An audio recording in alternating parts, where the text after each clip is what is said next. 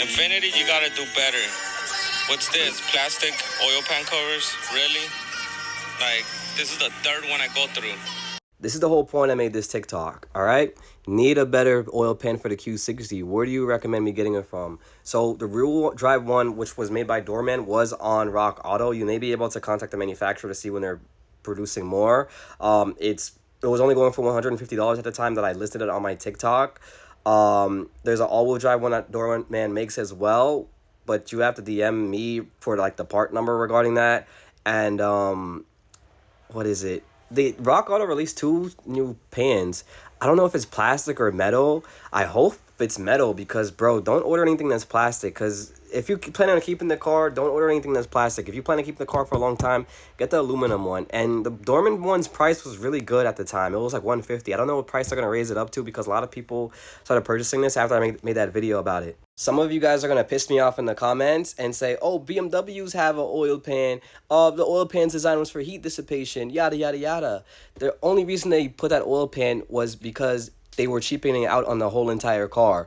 I looked up some manufacturing resources to figure out how much they actually cost, and they cost under 10 yen to produce one. And they resell that same oil pan for like, what, $400 at the time when I got my Q60, which was a couple years ago.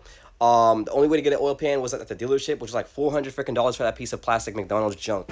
The main reason a lot of guys have to replace it is because this piece likes to fly off. As you can see, it's metal that is glued onto plastic, which makes absolutely no sense, and it ends up just coming off if you tighten the bolt too tight and you try to loosen it to do your next oil change.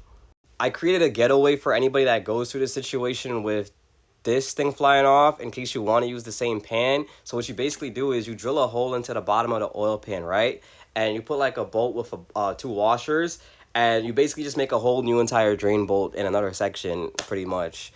But you have to clog up that section as well with another bolt so it doesn't like leak any oil out, and slap some JB Weld around it. It's a really getaway, but I thought of a smarter way to reuse that plastic oil pan. But regardless, you shouldn't even be bothering with that garbage if you planning on keeping the car long. Get the aluminum one. Now, there are other options, like there's a billet aluminum one. I'm not going to advertise them on this page because the people that make that stuff, I don't associate with them. That's the easiest way I could say it. But yeah, another option you have is to raise your engine using motor mounts. Now, the thing I don't like about this car, and I say this all the time, is that the plastic oil pan, after a longevity time, like 10 years or so, it's going to fall apart. The valve cover is going to fall apart. The freaking water pipe on the timing cover is going to fall apart. Like, a lot of these plastic pieces that are going to succumb to a lot of heat are going to fall apart. And companies that are manufacturing these parts are really going to come up on bread because people are going to be needing to replace these garbage plastic inferior parts. But yeah, anybody with a lowered Q, we definitely want to recommend upgrading to like an aluminum oil pan or anything that's made out of metal. Forget the freaking plastic oil pan, bro. Do it right or you're going to have to do it twice, bro. It's going to break on you if you're lowered, bagged, whatever. It's going to crack. And for stock guys, after 10 years, it's going to fall apart. Even the Nissan Z has this problem, bro.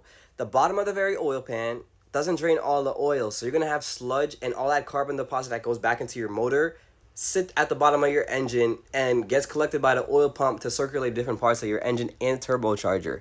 I don't know, but that doesn't sound like a good idea. And the engineers designed this car to have that problem possibly make the car malfunction later down the line.